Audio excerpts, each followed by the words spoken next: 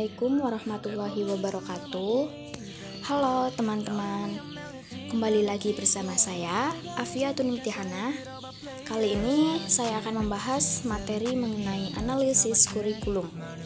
Sebelumnya, tugas ini dibuat bukan hanya oleh saya, melainkan juga ada teman saya yang bernama Witri Puji Asmiati. Nah, untuk materi hari ini cocok nih buat calon guru atau calon pendidik atau teman-teman yang berkeinginan untuk menjadi seorang pendidik, dan buat semuanya deh, buat teman-teman semua. Oke, cukup sudah perkenalannya. Sekarang saya akan langsung mulai untuk mempresentasikan atau membahas materi hari ini. Yang pertama yaitu pengertian analisis kurikulum 2013 dan yang terbaru. Seperti yang teman-teman ketahui, kurikulum itu kan contohnya seperti KTSP, kurikulum 2013, dan yang terbaru yang perlu teman-teman ketahui yaitu kurikulum prototype. Nanti akan saya bahas di slide selanjutnya.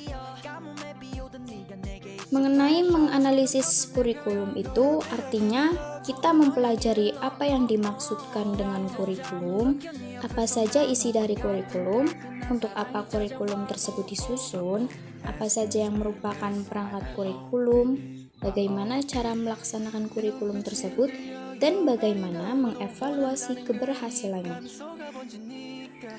Untuk analisis kurikulum 2013 sendiri, dalam pengertian intrinsik pendidikan, kurikulum adalah jantung pendidikan, yang artinya segala gerak kehidupan yang dilakukan di sekolah didasarkan pada apa yang direncanakan kurikulum. Adapun tujuan dari kurikulum 2013 adalah untuk mempersiapkan manusia Indonesia atau masyarakat Indonesia agar memiliki kemampuan hidup sebagai pribadi dan warga negara yang beriman, produktif, kreatif, inovatif, dan afektif, serta mampu berkontribusi pada kehidupan bermasyarakat, berbangsa, dan peradaban dunia. Pelaksanaan kurikulum 2013 itu dibagi menjadi dua tingkatan, yaitu pelaksanaan kurikulum tingkat sekolah dan tingkat kelas. Pada pelaksanaan kurikulum tingkat sekolah, kepala sekolah yang bertanggung jawab untuk melaksanakan kurikulum di lingkungan sekolah yang dipimpinnya. Sedangkan pada pelaksanaan kurikulum tingkat kelas, yaitu pembagian tugas guru harus diatur secara administrasi untuk menjamin kelancaran pelaksanaan kurikulum lingkungan kelas. Lalu untuk analisis kurikulum yang terbaru. Untuk kurikulum yang terbaru yaitu seperti yang tadi saya sebutkan, namanya kurikulum prototype. Kurikulum prototype merupakan kurikulum pilihan atau opsi yang dapat diterapkan satuan pendidikan mulai tahun ajaran 2022 dan 2023. Kurikulum prototype ini melanjutkan arah pengembangan kurikulum sebelumnya, yaitu kurikulum 2013 atau Kurtilas. Kurikulum prototype memiliki 3 karakteristik utama. Yang pertama, pengembangan karakter. Yang kedua, fokus pada materi esensial. Dan yang ketiga yaitu fleksibilitas perancangan kurikulum sekolah dan penyusunan rencana pembelajaran. Lalu selanjutnya yaitu tujuan dan fungsi dari kurikulum 2013 dan yang terbaru. Tujuan kurikulum secara umum yakni untuk pendidikan nasional, untuk lembaga atau institusi, untuk berbagai bidang studi, dan untuk instruksi atau penjabaran bidang studi. Bila disingkat, tujuan kurikulum itu adalah untuk melancarkan proses pendidikan. Mengenai tujuan dan fungsi kurikulum 2013 secara spesifik, mengacu pada Undang-Undang Nomor 20 Tahun 2003 tentang Sistem Pendidikan Nasional. Dalam Undang-Undang Sisdiknas ini disebutkan bahwa fungsi kurikulum ialah mengembangkan kemampuan dan membentuk watak serta peradaban bangsa yang bermartabat mencerdaskan kehidupan bangsa. Adapun 6 fungsi dari kurikulum 2013 ini diantaranya: yang pertama, kurikulum sebagai penyesuaian; yang kedua, kurikulum sebagai integrasi; yang ketiga, kurikulum sebagai diferensiasi; yang keempat, kurikulum sebagai persiapan; yang kelima, kurikulum sebagai pemilihan; dan yang keenam, kurikulum sebagai diagnostik.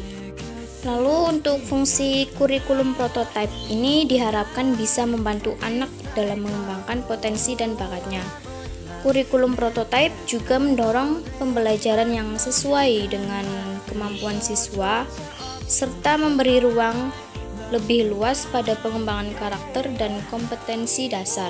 Kemudian ada ruang lingkup analisis kurikulum 2013 dan yang terbaru. Pembelajaran pada kurikulum 2013 menggunakan pendekatan saintifik atau pendekatan berbasis proses keilmuan.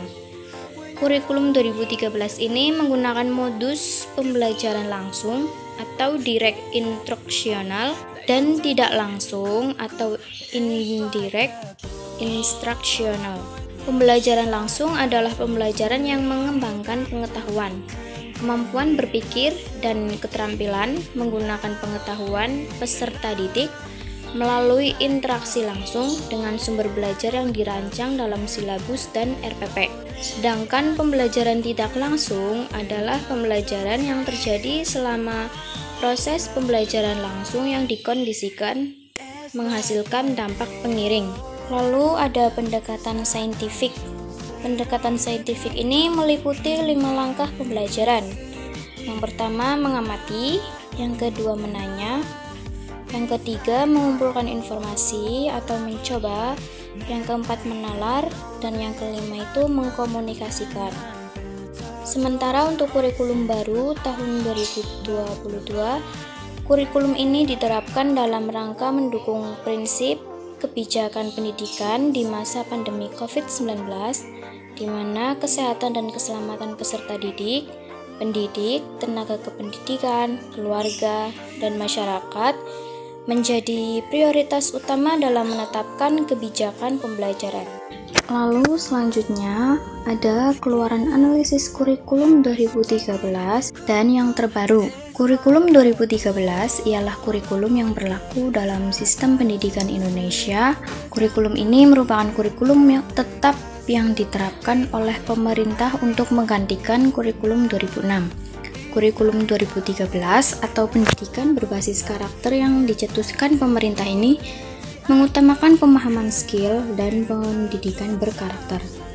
Untuk kurikulum 2022 atau prototipe dimaksudkan untuk membantu pemulihan pembelajaran selama pandemi. Kurikulum ini disusun dengan cara disederhanakan. Kemendikbud memproyeksikan bahwa 2 tahun ke depan pendidikan Indonesia masih dalam proses pemulihan pembelajaran akibat pandemi COVID-19. Maka 2022 sampai 2024 strategi Kemendikbudristek dalam masa pemulihan pembelajaran adalah memberikan fleksibilitas dan menawarkan lebih banyak opsi terutama dalam hal kurikulum. Mungkin sekiranya hanya itu yang dapat saya dan teman saya sampaikan untuk materi hari ini. Semoga bermanfaat bagi teman-teman semua. Dan terima kasih karena telah meluangkan waktu untuk menonton video saya hari ini. Terima kasih juga kepada teman saya yang telah membantu mengerjakan tugas makalah ini. Dan terima kasih juga buat Ibu Resya selaku dosen pengampu mata kuliah Sistem Perencanaan Pembelajaran. Semoga ilmu yang saya sampaikan dapat bermanfaat bagi teman-teman semua. Mohon maaf apabila ada kesalahan dari PowerPoint saya atau kesalahan kata yang saya ucapkan. Wabillahi taufiq wal hidayah. Wassalamualaikum warahmatullahi wabarakatuh.